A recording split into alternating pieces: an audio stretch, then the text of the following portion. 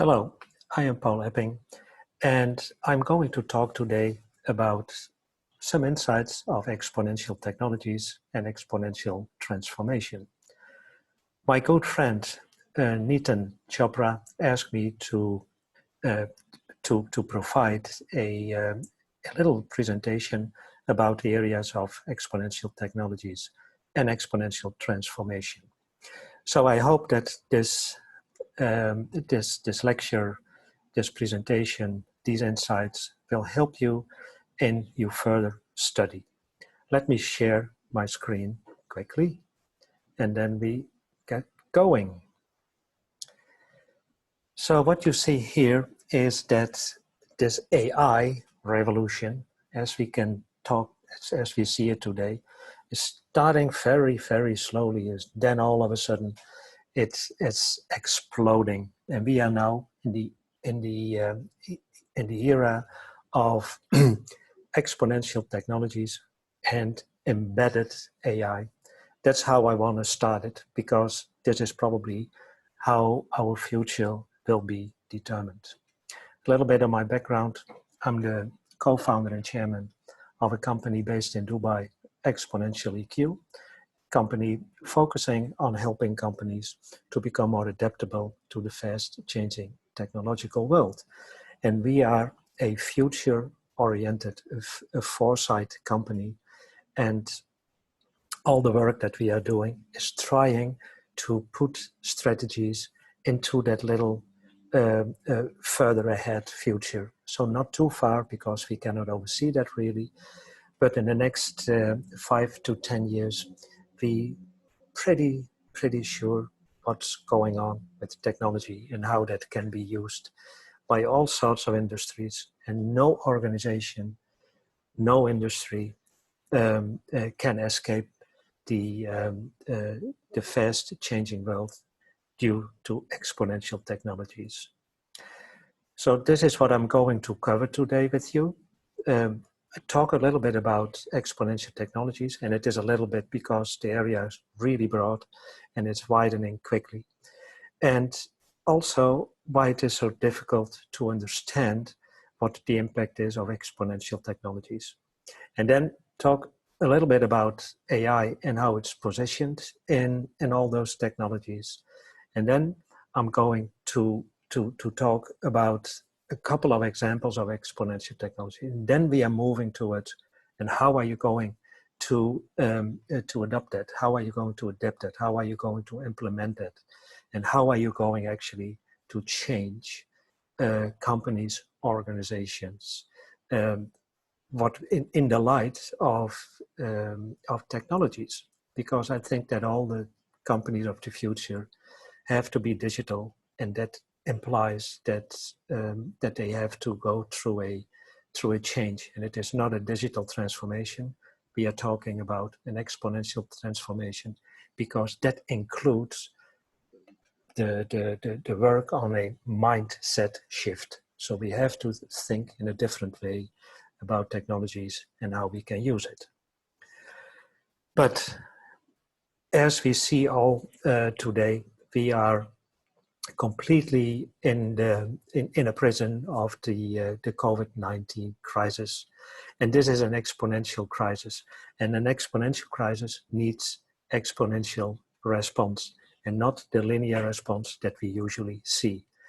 So, and it also means that we have to look into the future and how we can better engage with the future to help us, to prevent us from these kind of disasters. A lot of people are talking about that exponential change. What is it? And you hear people talking about the next normal or the great reset. Well, a great reset or a reset means that you are going back to what it was, and that's not really what we want. We want to move on. And so that's what I call it. And I heard it yesterday, and I piggyback on that: the never normal, or the great abnormal, whatever you want. But it will not be as it was in the near future. So this is an important chart, an important graph that if you understand this, then a lot of things are already falling into place. You know, on the left hand you see the calculations per second of a device at a value of $1,000, and on the bottom you see the years of starting. Those kind of calculations that we were aware of. So that started early in the 1900s. And you see that the calculations per second per $1,000 device is gradually increasing. And whatever happens through the history, no depression, no recession, no wars, whatever, stopped that curve. And today we are in that green area, the integrated circuit.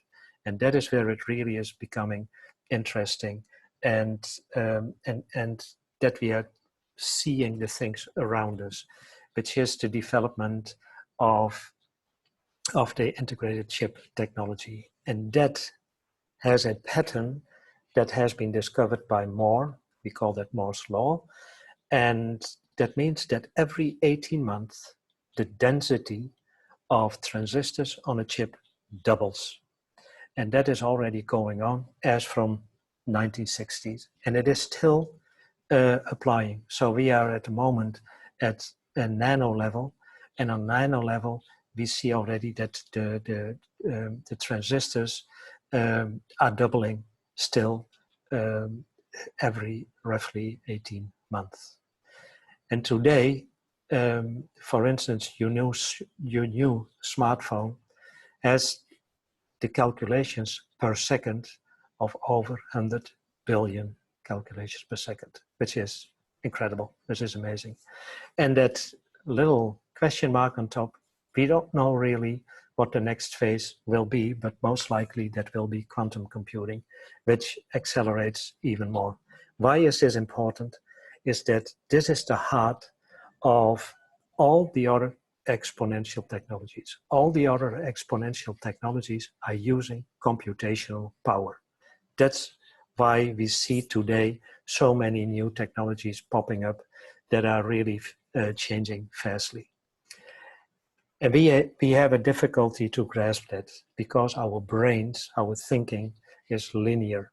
We are thinking linearly. We are thinking in prediction. What will be a next step? We want to oversee what can be complication or what can be effects of certain things. We have to think about that, and we have to be able to project it. That is how our brains are wired. In the early days, when the human race was born, um, uh, we were just trained to avoid fear, to avoid danger, and calculating the level of danger.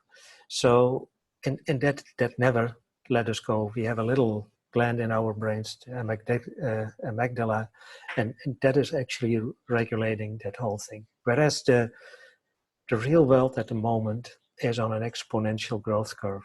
And that means that doubling pattern that I just mentioned. And where we are really are at the moment and where we think that we are is a big, huge gap.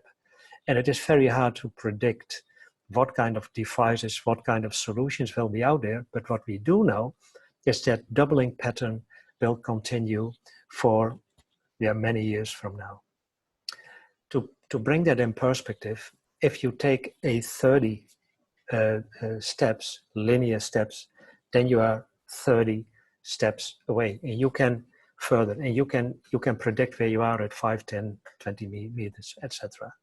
But if you do that in the exponential world, so 1, 2, 4, 8, 16, etc., at step 30, you are 26 times around the planet. That is a difference. That is how exponential technologies are exploding, are taking over a lot of things. First, the linear thinking that we are still trying to do. And that is where the gap is. And echoing Bill Gates here, he said, well, always overestimate the change that will occur in the next 2 years, but we underestimate it in the next 8 or in the next 10 years. And that is what happens all the time. And that's why strategies, 5-year strategies, are always off track. So what we are always advising is to not build your strategy longer than a year, at the most 1.5 years, and be able to adapt it all the time quickly to the new reality. So let's quickly walk through some examples of exponential technologies, of what exponential technologies are. Of course, artificial intelligence, everybody knows it in the meantime. Biotechnology, we call that digital biology today. Robotics and drones, we see them everywhere popping up. An important area is nanotechnology, material science. That is an area that is exploding quickly. Blockchain technology, that will have a big impact on our society very soon. Then we have the Internet of Things, or the Internet of Everything. So meaning that chips and sensors are everywhere inside our body, on our body, in cities, in cars, and you name it. And that area is exploding. We're still talking about 3D printing, but we are already in the era of 4D printing, meaning that we are printing extra or additional properties to the materials that we are printing. For instance, if the temperature is raising or lowering or decreasing, then the color of a material can change. Those kind of little things. Another area that we have to keep in mind and an eye on is virtual reality, augmented reality, mixed reality, and we call that all extended reality. So we bring that together, and there are more, but I think these are the most important at the moment. We see those technologies in the middle, artificial intelligence, that will influence all those technologies more or less. And what we also see is that those technologies are converging. So, for instance, nanotechnology, robotics, and artificial intelligence can become something like a nanobot. So a very tiny robot, so tiny that you hardly can see it with your own eyes, or even not, but has a lot of intelligence and has all kind of autonomous driving properties. And that, ladies and gentlemen, is what we have to keep in mind. This is an important image that will drive the future. But what we also see is that a little bit from a different perspective is that those technologies are intersecting. So they are converging, what I just mentioned with this nanobot. And what that means is that Gutenberg was the person who invented the book press. And that was a revolution that caused a revolution around the world, because now we were able to share information in printed versions. So now we could read, now we could study, now we could share ideas in a better way. But it took a couple of ages before that was really adopted everywhere and used everywhere. Today, we have about 20 exponential technologies that hitting our society at the same time, converged or not converged. We are exposed to a lot of exponential technologies, and that will, whether you like it or not, that will change our life. So this is me with my grandson, and imagine when he is 9 years old. At the moment he was a little bit younger here, but at the moment he is 2 years old. But imagine when he is 9 years old, how the world will look like. So here we see the computational power will be 20 times more. So not 21%, 21 times more. That is the doubling.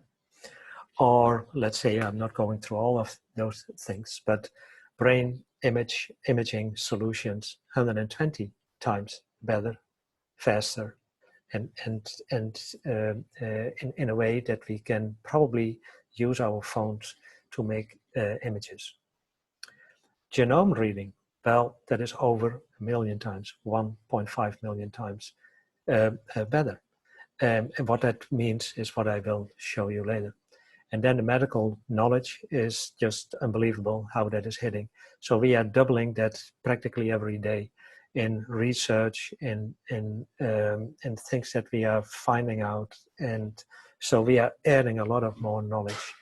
And that could even lead to the fact that we probably by the end of this decade are able to eradicate a lot of diseases. This is another image that helps you also understand where we are moving towards, and that is everything that we can think of, or if you want to start a new company, it has to be digital. If you are not in that, let's say, in that digital world, you probably don't have a chance to survive. So everything that can be digitized will be digitized.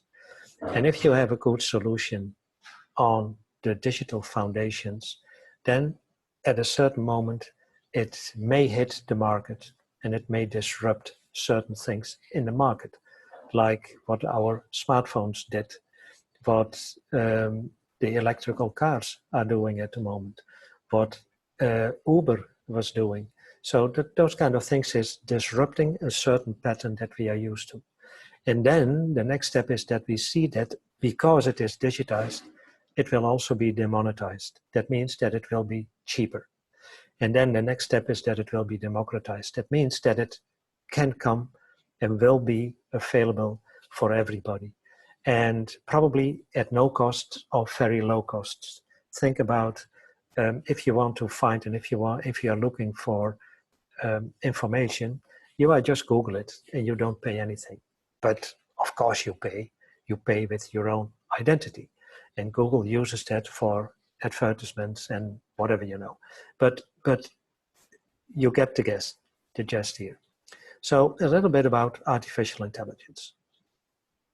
We have to understand that artificial intelligence is becoming a big, huge power. As software is eating the world, artificial intelligence is eating the software for breakfast. So, and how will dinner look like? That is the question that you have to ask yourself. We usually distinguish 3 layers of artificial intelligence as a disruptor.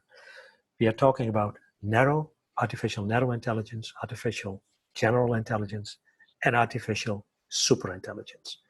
At the moment, we are at the level of artificial narrow intelligence.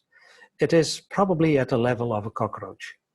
And that means if we want to move towards the era of artificial general intelligence, meaning that artificial intelligence thinks and acts like how we are thinking, how human beings are thinking. And that means that also the abstraction layers can be covered by artificial general intelligence. We have not really an idea when that will really be around, but as we see how artificial intelligence is exploding and is evolving today, it is probably not strange to predict that around 2040 that it is available, that it will be ubiquitous around us.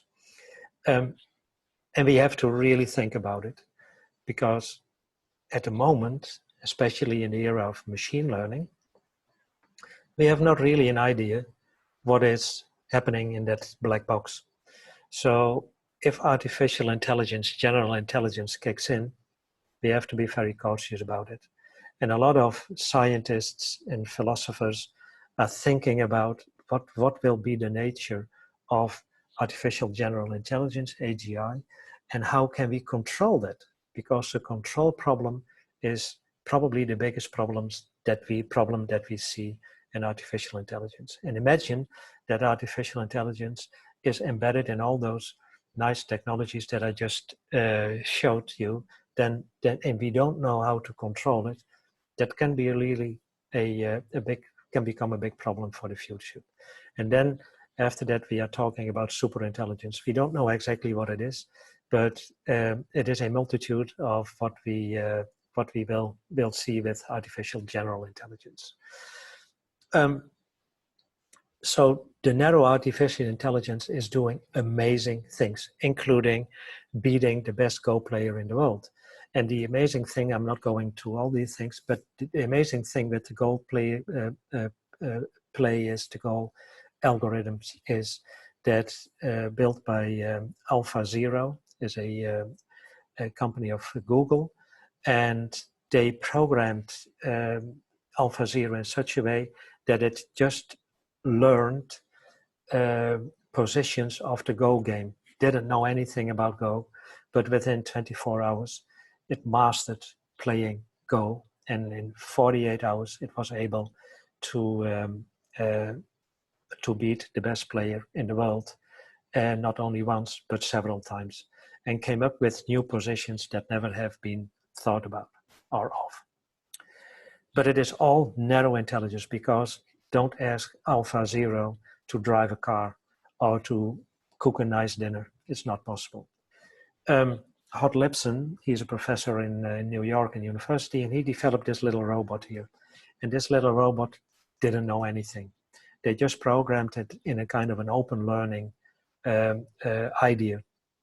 And this open learning idea was that they built a robot, put it upside down, and then let it figure it out itself. So within no time, it was walking around and was able to find charging points, and it was even able to recognize faces.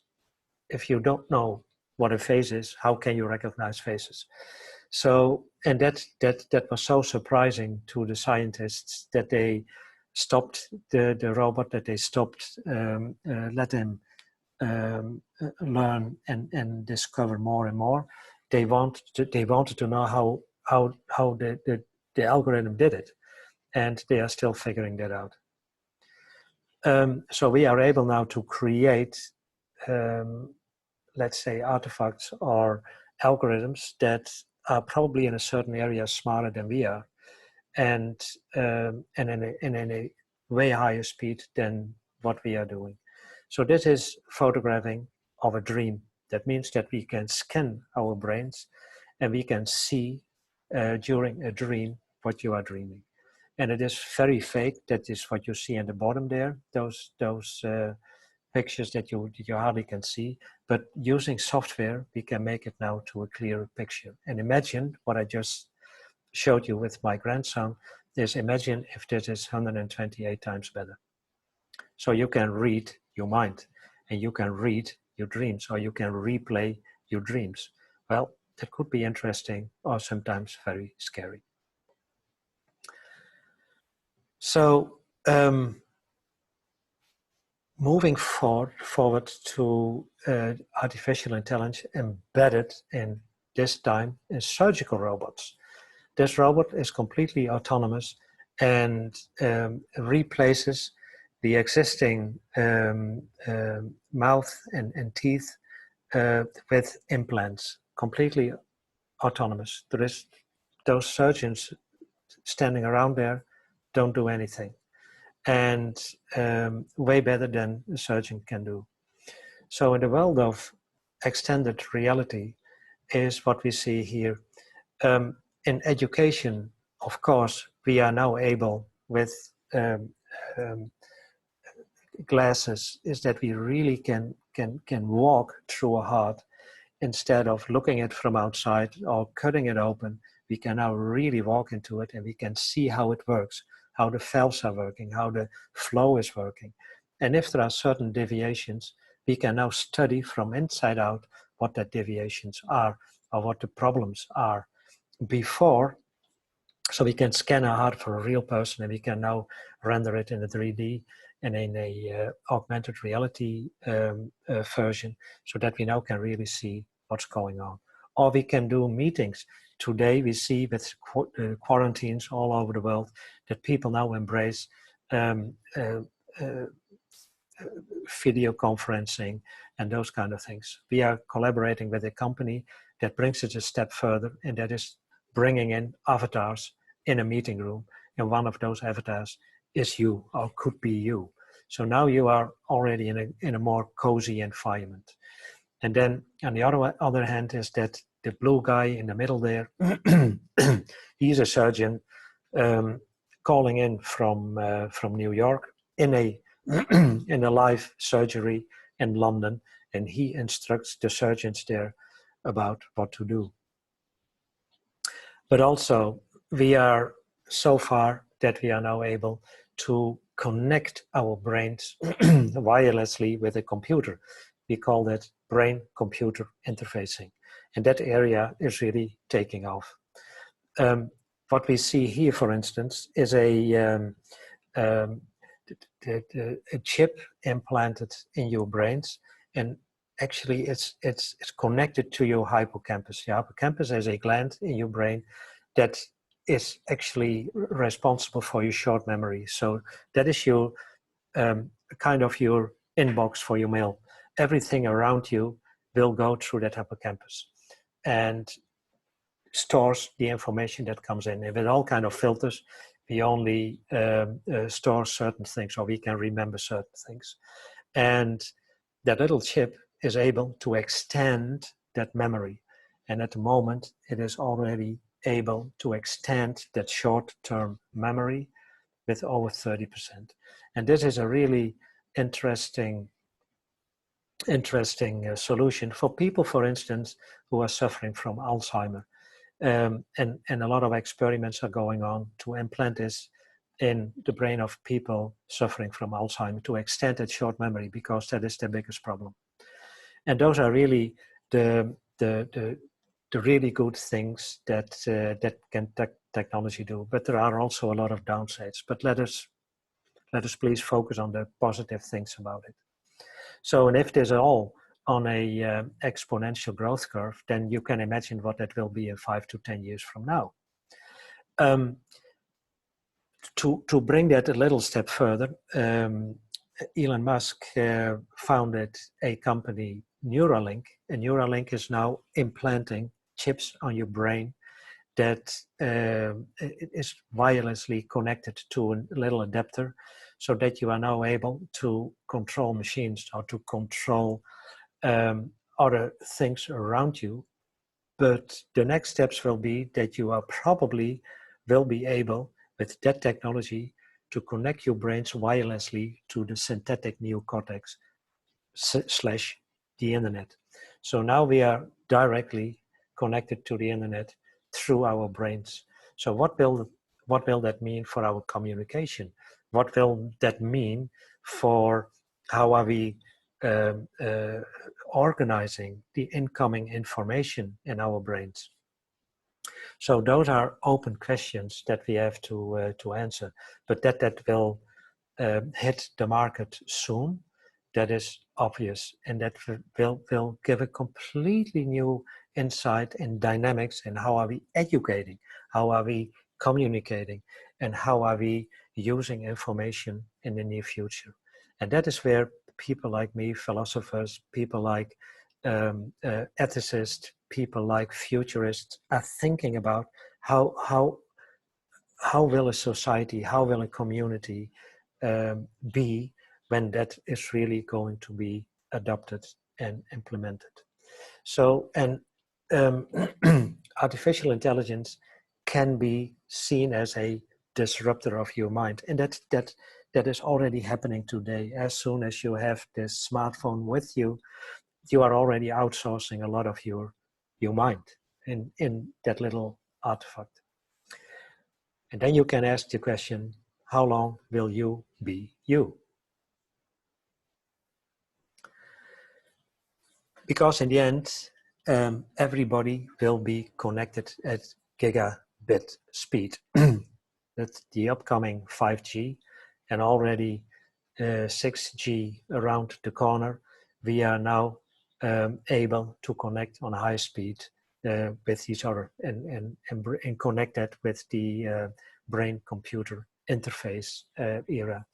So the 5G world is going to connect the globe, and we need that kind of speed. For instance, if we are working with autonomous surgical robots or the self-driving cars, so the autonomous driving cars, you cannot have a glitch in data streaming and comments, or your navigation, that all of a sudden the navigation is blocked. You need to have a stable, fast connection, and 5G can do that. And that will explode, and that will, in the slipstream of that 5G development, we will see a lot of more sensors hitting the market, because they are also benefiting from that better and that bigger bandwidth. But it has also consequences, the AI revolution can be divided in a couple of things here in this quadrant that I show you. So you see a couple of things. On the top, you see compassion needed, and down there on the bottom, you see compassion not needed. On the left hand, you see optimization, and on the right hand, you see creativity and strategy. And now we are plotting AI here. On the left, no compassion and optimization. You see AI can be completely in the lead. And then on top, above that, that AI will be used for analysis to give us new insights, etc., etc. And it is embraced with humanity, with human warmth. The human person is working with that, and the AI analysis is extended with the human touch. Then on the right hand, you see the human is in the lead, so the person is in the lead and is using AI. So that is human plus AI. And then no compassion needed, and creativity and strategy. And the underneath the human in the lead is that we see that AI will be used as a tool to enhance human creativity. And the next slide is that we are now able to plot jobs, to plot professions on this quadrant and see what will happen. All on the side where compassion is not needed, and it is optimized, and it is repetitive and routine type of jobs, that will all be taken over by AI. There is no discussion. That will be done. So, but even if you move up a little bit more to the complex and more creativity, then you see that even in the medical world, like radiologists or hematologists are probably going out of business, because AI can take over that completely. But if you go to the human things, ethicists or philosophers or an astronaut or anthropologists, entrepreneur, those, let's say, people where you need the utmost creativity and making unexpected combinations and combining things, like a philosopher is doing. Those are the jobs of the future, psychologists and those kind of people, because that is what we are going to need. The moving of the technology into the labor market is exploding as well. But we have a lot to do, because to adopt it and to be able to use that in a proper way, and I stress it, in a proper way, so that everybody benefits from that, we have to change our mindset. And the 20th century principles are still dominant. And what David Rose said, any company designed for the success of the 20th century is doomed to failure in the 21st century. And all those big Fortune 500 companies are based on the principles of the 20th century, not the digital companies like the Googles, the Facebooks, the Apple and Amazon. Especially Amazon and Google and Facebook, they are all companies from the 21st century and based and built already on the digital foundations. So they could scale fastly, and it is still going on. But most companies are still operating from a command and control paradigm. And that means that they are focusing on the output of the employees. Production, production, production.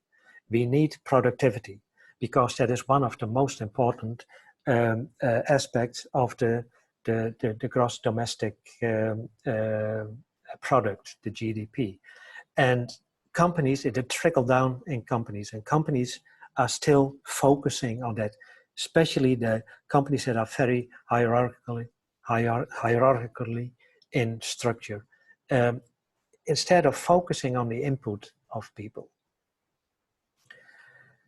And that has to do with the fact that the immune system, we call that the immune system of a organization, of governments, of companies, whatever, is kicking in. And they do that for a reason, because they are used to what they are doing, and they are in that linear thinking pattern, you know, and they want to protect it. But you cannot protect that anymore, because the technology will not stop for this, you know.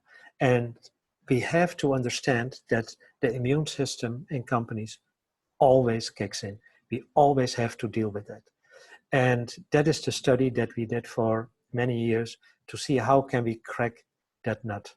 And we are able, I think, to do that. And this is another thing too, in a funny way, is that people are really not always allowed to think out of the box. They have to do that in the box. So let me now talk a little bit about what is the way how we can crack that nut. Firstly, a good friend of mine, Salim Ismail, he did a profound study of exponential companies. What are exponential organizations? And he figured out that one of the most important leading principles is that they all have a purpose. And it is not a mission, it is not a statement, it is not a strategy, it is a purpose. And to make it even more dramatic, it is massive transformative purpose. So that means that those companies are focusing on our planet as the unit of action. So it is not only on city level or on country level. No, it is even on the planet level. So what you are doing, your purpose covers the whole world. And what we are trying to include in that, and that's why I added there inclusiveness, inclusive, is that we want to make the world a better place to live. And I'm talking a lot to young people who are doing amazing projects, are really amazing projects. And their mindset is not that the unit of action is our planet, the unit of action is universe. So they are already in thinking in terms of universe. How will that work in universe? So that MTP is your guiding principle, is your tailwind, is your North Star, and is holistic by design. This is Salim, and he wrote the book Exponential Organizations. I can strongly recommend that to you to read it, and it gives you a good understanding about how fast the world is changing, and how companies can adapt to that. But we brought it a step further. So in that book, he is talking about ideas and skill.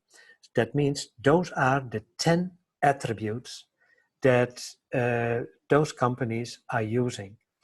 And the skill attributes are those attributes tapping into the outside world, tapping into what we call abundance.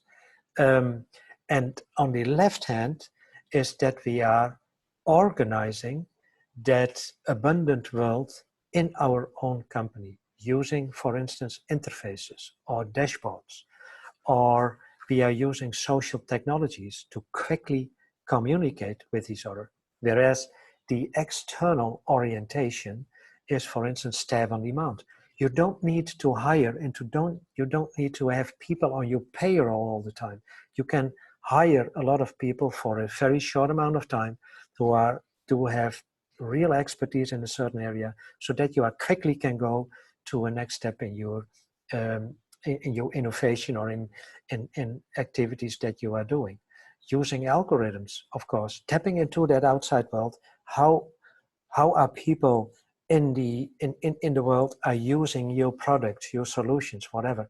And if you get that information back, you know exactly how you can adapt it or even come up with new ideas, new solutions. Here are some of the examples. So on the left-hand scale, tap into the abundant world, and on the right hand, to manage it. So of course, we have the MTP on top of it, the inclusive MTP. And to give you an example, transforming humanity to make a difference is the MTP of the company I'm a co-founder and chairman of. And if you have, for instance, the MTP of Google is organizing world's information. That's all that they are doing. And so it's not a big, huge description of a vision or a statement. No, that's what they are doing. That is the purpose. And the purpose gets you out of your bed every day and gets you going. And staff on demand is you can go to people per hour, and you can hire those people for low rates, whatever. Or on Kaggle, you can use the intellectual property of people who like to work with algorithms and to figure out what algorithm could solve your problem. Crowd and community, Waze or Apple is really good at that, to build a community, that you are part of a community, that you are part of this amazing company with those cool technologies. Or A360 is a community built around Peter Diamandis, all focusing on exponential technologies in the future. Algorithms. So if you have moles today, you use your phone, make pictures, and the algorithms in the background are detecting whether it is cancerous or not. Or Alexa and Siri, we know those. Leverage assets. Airbnb doesn't have any room, but they are leveraging assets of people who are not using their rooms. Or engagement, the X Prize or loyalty programs that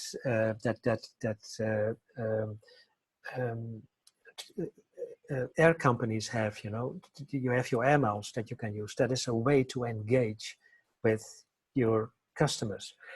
If you are going to the interface side, so to the idea side, how are you bringing that outside world inside your company? Is what we see, for instance, in the App Store. So now you can download. That idea came from Steve Jobs, and so Apple brought that as a kind of an interface in their own company. Our command centers, are that interface. Dashboards are real-time data and helping you to understand in real time what is going on. Or experimentation is probably the most important thing that you can do in building your company. If you fail fast. So experimentation is, you have always a lot of assumptions if you want to work on a solution based on a problem that you want to solve. You start with assumptions, but you have to validate those assumptions as soon as possible. And once you do that, well, this is a good idea, this is a good solution, so let's make the next step. Instead of working on it, that we usually do, and then bring it to the market and nobody wants it. And autonomy is another important attribute for companies. If you have autonomous teams making their own decisions, instead of going through the whole levels of hierarchies before you get an approval for something, that's not working. So agile, flexible companies, exponential companies, do have a lot of autonomous teams in their companies. And you only can do that if you really, really build your company on trust. And then the communication, so the social technologies that you are using, is expanding.